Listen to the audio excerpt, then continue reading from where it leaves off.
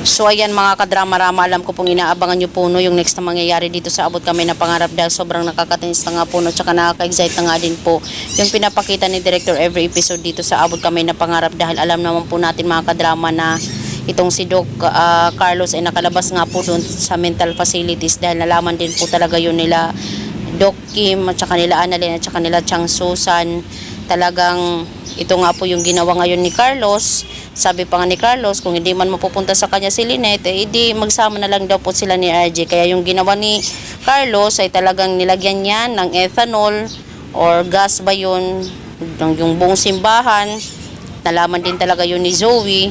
Talagang sinunog pa niya talaga at yun ang nagsuhol din po talaga itong si Doc Carlos ng tauhan para hindi daw sila makalabas. Pinalak po niya yung mga pintuan, lahat ng pintuan ng simbahan.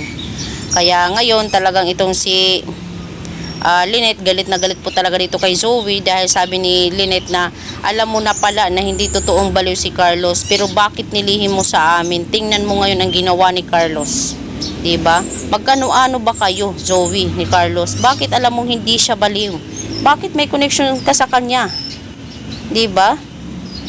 Sana nga po ay sabihin na talaga dito ni Zoe dahil siya ang tunay kong ama. Hoping nga po ng mga kadrama na sabihin ni Zoe yung katotohanan kung yun na talaga yung ipapagawa ng direktor sa kanya.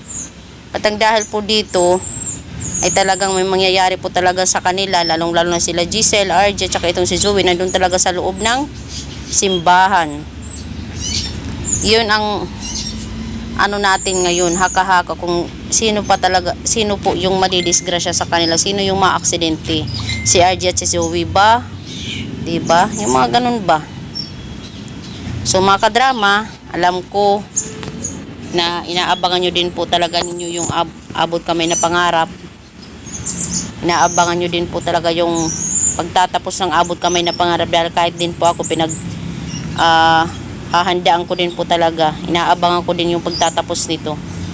Hoping nga po talaga masabi na ni Zoe yung katotohanan bakit nagawa niya yung ilihim lahat ng mga alam niya dito kay Doc Carlos.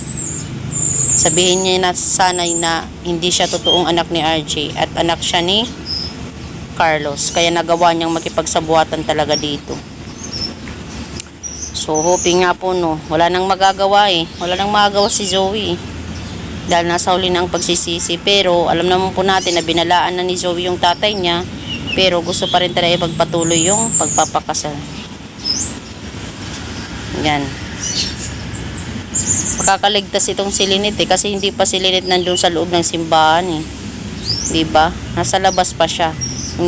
Yung nandun sa loob sila Zoe, sila Giselle at RJ. We're praying na sana walang mga mangyari sa kanila na ganun ka hirap. So yun lang po mga kadrama, abangan na lang po natin yung next na mangyari dito sa Abot Kami na Pangarap. Huwag niyo pong kalimutan na i-like, i-share, tsaka i-subscribe yung aking channel para sa sunod na videos. Ma-update ko po kayo mga kadrama. Bye!